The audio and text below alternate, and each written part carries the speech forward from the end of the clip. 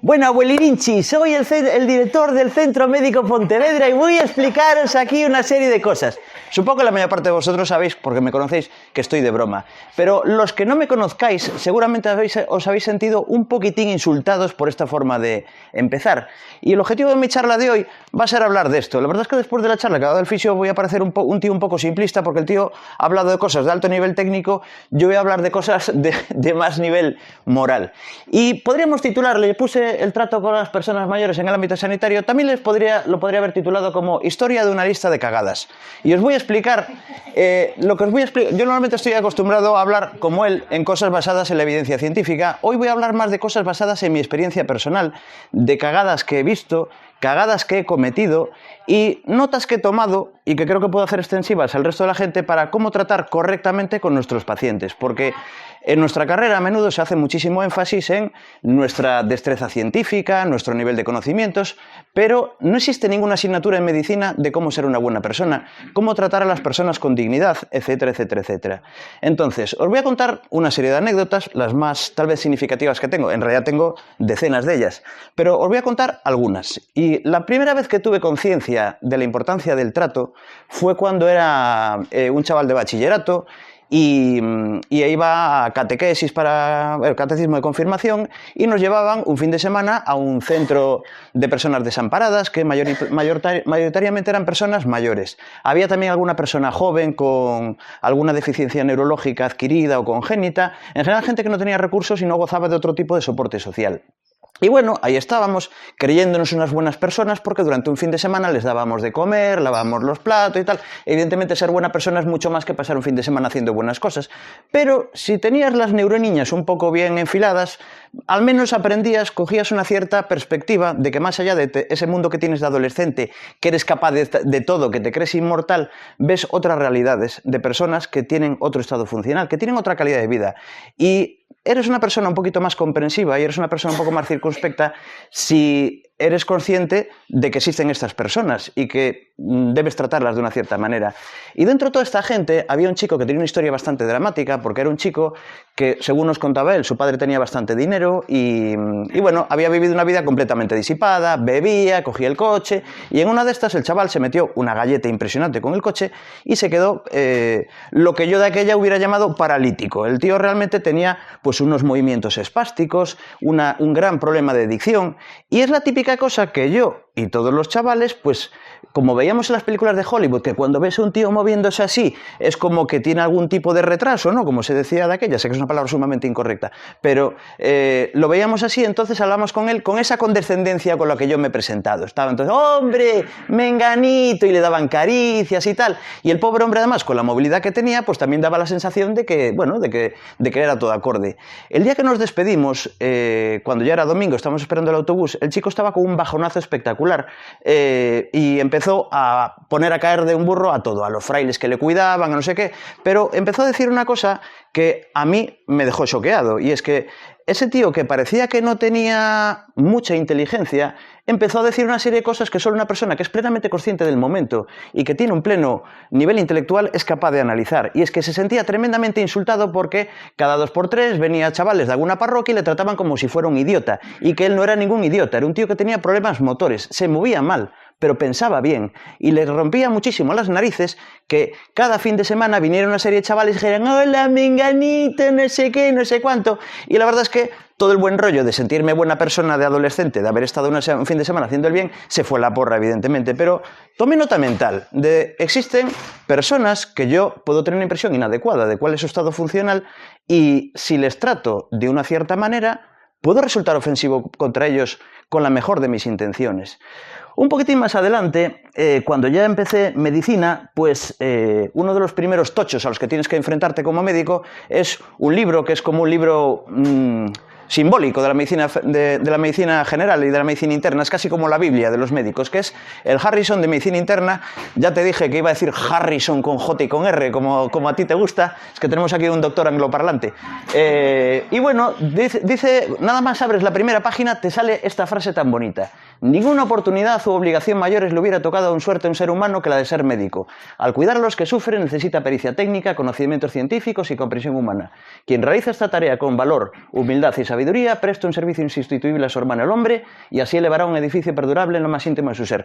Lo lees, eres estudiante de medicina y dices, ¡buah! Somos la leche, qué buena gente, somos los médicos, somos unos seres humanistas como Leonardo da Vinci, somos todo. Somos humanos, somos científicos, somos comunicadores, somos la leche. Pero empiezas a rotar por el hospital y ves cosas. Empiezas a ver que en mi primera rotación en medicina interna, el primer día nos tocó ver morirse un señor que empezó a desestabilizarse y los médicos, el residente con el que yo estaba, que era un tío muy espabilado, empezó a moverse con mucha soltura y empezó a hacer cosas como del tipo de mirar a los compañeros y dice, ¿qué? ¿No lo va a hacer nadie? Y dice, y cogió y le hizo un tacto retal al señor, sin preguntarle ni nada. Pero empezaron a hacerle cosas y en ningún momento nadie habló con ese señor que tenía toda la pinta de que estaba a punto de morirse. Yo era un estudiante de medicina, no tenía ni puñetera idea, o sea, había leído libros, no tenía ni idea de qué se hace con un paciente cuando está fastidiado. Me sentía completamente inútil y me limité a agarrar la mano de este señor y acariciarle porque me imaginaba lo que estaba a punto de pasar y me daba pánico que este señor se fuera a este mundo con sencillamente escuchando tacos, escuchando insultos, escuchando prisas y nada más. Y el único dato que pude ver de humanidad en esa actuación, que era técnicamente correcta, pero no era humana para mí, era que cuando ya vieron que no había nada que hacer, varios de los médicos que estaban participando en el intento de reanimación de este señor cogieron y se largaron y el médico a cargo dijo, no, de aquí no se mueve nadie. Y se quedaron todos así, esperando a que el señor falleciese, porque el médico estaba al cargo, al menos tuvo la decencia de darse cuenta de que dejar a un hombre morir mientras todo el mundo sigue haciendo con lo suyo es una barbaridad, es una cosa que nos deshumaniza como profesionales. Y bueno, siguieron pasando las cosas. Y con el tiempo yo me convertí en un tío de estos. Es decir, cuando era ya residente de medicina de familia, había aprobado el MIR, había entrado en el hospital de Lugo, estaba en el servicio de neurología y los neurólogos del hospital de Lugo eran unos tíos inteligentísimos. Yo, la verdad que estaba en mi salsa. Aprendí un montón con esa gente cada mañana, poníamos la resonancia de los pacientes que habían ingresado y describíamos las lesiones que tenía ahí en el cerebro, que si tenían, bueno, unas palabras ahí súper específicas. Y bueno, eran unos tíos inteligentísimos, eran muy buenos en su trabajo, pero un día llegó un señor con una cosa rarísima. Era un señor de 70 y pico años, llegó en un estado estuporoso, es decir, estaba prácticamente en coma, y tenía una resonancia que yo no sabía por dónde interpretar, porque ahí había áreas de hemorragia, áreas de edema, yo no sabía tal. Y por parte del neurólogo con el que yo mejor me llevaba, el que me parecía más listo de todos, dijo que siempre describía las resonancias a la más mínima, dice, tienen el área pererolándica, no sé qué, dice, tiene una resonancia que mete miedo. Esto era su forma de analizar la resonancia de este señor. Llegamos al pase de visita y el señor, pues nos lo encontramos sentado en un sillón así, y con los ojos cerrados. Y bueno, empezamos a moverle las manos, a mirarle los reflejos, a examinar a ver si tenía las piernas rígidas o las tenía flácidas, y en todo momento cundía el desánimo porque es que no teníamos ni idea de qué le pasaba a ese señor. Es decir, lo que él tenía no cuadraba ni con un ictus, no cuadraba con una enfermedad vírica, no cuadraba con una enfermedad bacteriana, no cuadraba con una enfermedad autoinmune. De hecho, optaron por darle de todo para ver si algo funcionaba. Es decir, le dieron antivirales, antibióticos, corticoides para bajar la inflamación, y no paraban de salir comentarios mientras estábamos explorando, pues por un señor que aparentemente estaba inconsciente y no se enteraba de nada, pues todos lo diciendo, es que esto es una mierda, es que esto a ver qué vamos a hacer con él, yo no sé qué vamos a... es que este tío no hay nada que hacer con él, esto es un desastre, esto es un no sé qué, otro quejándose, es que menudos puritos nos meten de urgencias, este tío lo habían tenido que llevar a morir al hospital de Calde, no sé qué, y bueno, todo, unos pollos ahí impresionantes. Y bueno, fueron pasando los días y el tratamiento no funcionaba, pero el señor tampoco se ponía peor. Íbamos pasando, segundo día, pase visita, lo mismo, jurando en hebreo y en arameo y diciendo todo tipo de barbaridades. Y el tercer día se reincorporó, que había estado de vacaciones, un doctor que era Paco Martínez, que se reunió con nosotros, le explicamos la situación y bueno, estábamos ahí delante de él diciendo barbaridades y no nos hizo mucho caso y se acercó al señor y le dijo, hola, soy el doctor Francisco Martínez, soy el médico que le va a atender estos días. Le voy a hacer una serie de cosas, usted por favor no se alarme, le voy a dar con un martillito, le voy a tocar con una cosa, usted quédese tranquilo que yo no le voy a hacer ningún daño. Le hizo una serie de cosas, el señor no reaccionaba en absoluto y finalmente le dice, mire, voy a coger esta pelotita, se la voy a poner aquí en las manos y si me escucha, por favor, cuando yo le diga ya, usted va a intentar lanzar la pelotita o al menos soltarla. Y entonces dice, a ver, suéltela ya. Y el señor hizo, pla. Y entonces todos los neurólogos se quedaron en plan, ostras, este tío tiene un cierto nivel de conciencia. Yo lo que pensé es, vaya panda de salvajes que somos. Es decir, llevamos 3 días cagándonos en todo delante de un señor que nos estaba escuchando. Es decir, ¿Cómo habrá estado ese señor durante todo ese ingreso, escuchando cómo una serie de médicos se estaban cagando en todo y, aunque realmente estaban trabajando por curarle, la imagen visual, la imagen auditiva que estaban dando, porque si no tenía los ojos cerrados, no se parecía a alguien que está rompiéndose los cuernos por curarle, se parece a gente que viene ahí a hacer su trabajo como quien va a cambiar un grifo. Y bueno, el señor fue evolucionando poco a poco, probablemente fue gracias más a los corticoides, fue bajando la inflamación cerebral y el señor poco a poco empezó a abrir los ojos, poco a poco empezó a contestarnos, empezó a caminar, empezó a manipular objetos y finalmente fue dado de alta en un estado aceptable, es decir, ya era apto para poder seguir el tratamiento en su domicilio. Fue capaz de andar, era capaz de hablar y me acuerdo que, por supuesto, como os esperaréis, cuando le dimos el alta, se dirigió exclusivamente al doctor Paco Martín y dice, quería agradecerles mucho lo bien que me han tratado y no sé cuánto. Porque es lógico, es decir, este hombre había sido atendido por un gran equipo de gente y que realmente consistía en un médico y un montón de técnicos, porque en ningún caso se puede decir que los demás que estuvimos atendiéndole hubiéramos sido médicos, fuimos técnicos, no éramos lo que decía el doctor Harrison y lo que dice en este rollo que es todavía mucho más, que no lo voy a recitar, pero bueno, la vida de este médico está toda llena de frases que ensalzan la dignidad de la medicina. Y tiene razón, la medicina debería ser así, pero hay una serie de cosas que hacen que no sea así.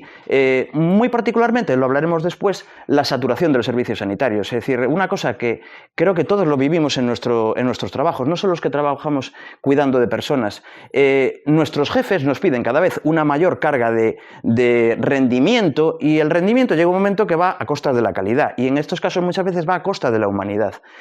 Lo siguiente que ya fue ocurriendo, porque yo a medida que voy cometiendo estas cagadas, yo intento ser un tío menos asqueroso en mi forma de trabajar, es decir, intento ser cada vez menos patético y cada vez cometer menos barbaridades. Estoy seguro que dentro de 10 años miraré para ahí y me daré cuenta de que en 2024 yo hacía cosas mal y que cada vez haré menos cosas mal. De hecho, se supone que ese es el esfuerzo perpetuo que tienes que tener como profesional sanitario, el intentar mejorar cada vez más, y no solo en tus conocimientos científicos, también en tus conocimientos humanos.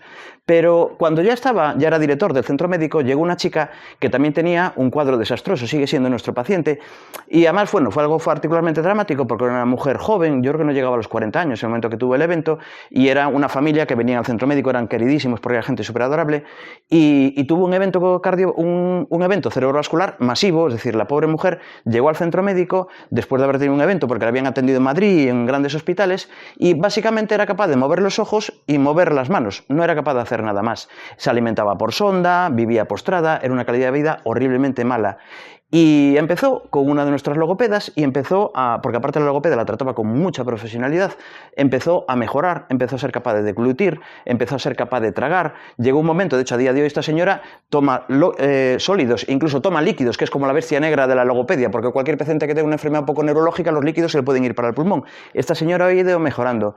Pero cuando intentamos aumentar la intensidad de la terapia que le queríamos dar, porque no nos basta con que esta señora hable y con que esta señora trague, evidentemente, si podemos conseguir que esta señora coja objetos, que esta persona sea capaz de alimentarse por sí misma, esto es un gran triunfo, porque una cosa que tal vez algunos de vosotros habéis aprendido con sangre, sudor y lágrimas es que es extraordinariamente frustrante y alienante para una persona el verse completamente imposibilitado para hacer la cosa más básica, es decir, una persona que no es capaz de hacer pis, una persona que no es capaz de hacer caca, una persona que no es capaz de comer y beber por su cuenta, sufre una pérdida de su autoestima bestial. Y por eso uno de los objetivos que tenemos siempre en terapias es que el paciente recupere su autonomía, que cada vez dependa de menos gente, porque es algo bueno doblemente, es bueno porque es bueno en sí mismo y es bueno porque es bueno psicológicamente que esta persona recupere su autoestima viéndose capaz de hacer cosas.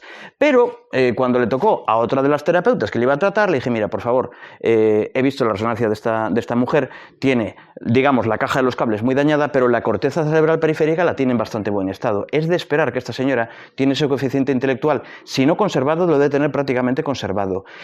No le trates con condescendencia, trátale con respeto, porque si le tratas con condescendencia a esta mujer, que además es una mujer culta, que tenía un trabajo muy intelectual antes de tener este evento, se va a sentir insultada y no va a colaborar contigo, y al final la terapia no va a avanzar. Y no hubo manera, es decir, se lo dije con buenas maneras 3 o 4 veces y cada vez que pasaba por delante de su despacho me acercaba a ver cómo iba la cosa. ¡Hola, menganita! Vamos a hacer no sé qué. Y claro, la señora, que no era idiota, porque tenía una gran parálisis, pero no era idiota en absoluto, llegó un momento que a la quinta o sexta sesión le dijo, se negó, porque de aquella no era capaz de hablar todavía, se puso a vociferar a su marido cada vez que la llevaba a esta terapeuta, porque la señora no quería ir a ser insultada por esta tipa, que estaba todo el rato tratándole como si fuera idiota. Y no le hacía ninguna gracia. Y os digo más, por casualidades de la vida, creo que fue a principios de esta semana, me encontré a esta señora y a su marido en el centro médico, les expliqué de qué iba a hablar la charla de hoy y le dije, mira, básicamente voy a dar una charla en la que voy a decir que a los pacientes con trastornos neurológicos no se les debe tratar como si fueran gilipollas. Y la señora me dijo, ¡xusto! Porque ahora la señora ya es capaz de hablar. Y entonces me dijo, ¡xusto! Es decir, se sintió validada con lo que acababa de decir. Y es que es lógico, es decir, es que incluso aunque seas lo que dice aquí, aunque seas un misántropo, como dice el Dr. Harrison, y te dé igual las personas, es que incluso aunque seas así, es que eres más eficaz si los tratas con respeto, porque si tú los tratas sin respeto, el paciente no te va a hacer ni puñetero caso, y el mejor tratamiento es el que se toma. Entonces, si yo a un paciente le insulto y le doy unas pastillas y el paciente va a pensar que soy un idiota con toda la razón del mundo, no se tomará las pastillas. Por tanto, ese paciente, aunque yo haya sido muy brillante con el diagnóstico que he hecho, pues es un paciente que no se va a curar porque pensará que soy un imbécil, no se va a tomar las pastillas y no va a decir que incluso aunque fueras un psicópata, aún así te merece la pena tratar a la gente con respeto. Aparte que somos personas y tenemos que tratar a las personas con dignidad. Y en resumen, lo que os decía, es decir, esto no está basado, no he sacado ningún libro, yo esto lo he sacado de mi experiencia personal, pero creo que más o menos todos vais a estar de acuerdo conmigo. Yo las conclusiones que he extraído es que, lo primero, no debemos tratar con condescendencia a las personas. Os lo he dicho, bueno, ya con mi presentación estúpida y con todas las demás cosas que he hecho. Creo que no hace falta ningún comentario más. El trato personalizado es también importantísimo, es decir, los seres humanos somos seres humanos, no somos salchichas. Es decir, una cosa que ocurre, y además yo creo que también está muy detrás de la constitución de este centro, es decir, porque cuando hablé con Alicia en su día, ella me contaba que estaba harta de ver cómo se maltrataba a las personas debido a un trato masivo e impersonal. Y por eso también quería dar esta charla aquí, porque creo que hace honor a vuestro objetivo como empresa. Y es que si tú tienes una macroempresa, una macro residencia de personas mayores y coges y los pones a 35 tíos a hacer punto de cruz, puede que a 5 personas les guste hacer punto de cruz, a 5 no les guste demasiado, pero ven que están ejercitando su habilidad y les gusta, pero es muy probable que a otras 12 o 13 les rompa las pelotas estar haciendo punto de cruz porque o detestan el punto de cruz o suponen unas habilidades manuales que ellos tienen completamente dominadas, tienen otros déficits, pero esa habilidad la tienen, entonces van a sentir que les estás insultando, va a ser una forma de condescendencia fáctica, no es una condescendencia con palabras, pero es una condescendencia con actos. Entonces, tenemos que evitarlo y desgraciadamente esto solamente se consigue con una buena dotación de medios, que es una lucha que tenemos eterna porque las administraciones, tanto las públicas como privadas, desde que yo soy médico en ejercicio, siempre he visto lo mismo, es que quieren productividad, empiezan a sacar palabras en inglés para justificar que lo que quieren es que tratemos a las personas como si fuera una máquina, hacer chorizas, darle una manivela e ir dando diagnósticos, e ir dando tratamientos, y eso siempre nos va a llevar a una mala praxis y nos va a llevar a conculcar la dignidad de las personas, y por eso dentro de lo que nosotros podamos deberíamos evitar este tipo de actitudes. Después, esto es una cosa tal vez más para mí que para los cuidadores que están viendo esto, pero el paciente, yo es una cosa que sí que aprendí después de todos estos palos que fui llevando, es que el paciente siempre debe estar presente. Es decir, un error que intento no cometer es que cuando me viene un paciente con su cuidador, con su hijo, con su hija, y el paciente tiene un montón de dificultades para hablar, es bastante lógico que la entrevista acabe fluyendo hacia el cuidador porque va a haber un toma y daca. Pero incluso en esos casos yo intento mirar constantemente a los ojos del paciente porque él es el protagonista del acto médico, aunque esté comunicándome con su cuidador. Y de vez en cuando, aparte que intento hablar con él cuando el paciente no está posibilitado, porque a veces hay pacientes que tienen un ictus y han perdido el habla, le recuerdo de vez en cuando, mira, fulanito, estoy hablando con tu hijo, pero que sepas que te estoy teniendo en cuenta en todo momento. Es decir, quiero recordarte una vez más que no te estoy tratando como un mueble de la habitación. Lo digo verbalmente, porque eso me ayuda a mí, en primer lugar, a recordarlo. Y en segundo lugar, evita que él se sienta desamparado, porque yo me pongo en su lugar, yo me sentiría horrible. Si algún día yo estoy invalidado de alguna manera y todos los profesionales hablan con mi hija y a mí no me hace ni puñetero caso, yo me voy a sentir horriblemente mal. Entonces, no quiero para mí ese tipo de trato y por eso intento no dispensárselo a los pacientes. Y esto es una cosa que con las prisas de la medicina, volvemos a la productividad, si tienes un paciente citado cada 3 minutos y estás con la máquina a hacer chorizos, no tienes tiempo para estos detalles, esta delicadeza, con lo cual acabas dándole 3 instrucciones a su hijo y tiras para adelante con el siguiente paciente, pero no tienes tiempo ni para hacer pis, menos vas a tener tiempo para ser cariñoso con el señor. Y esto volvemos a lo mismo, es una desgracia de los tiempos modernos, pero hoy en la charla que iba a venir a dar, iba a venir también nuestro trabajador social,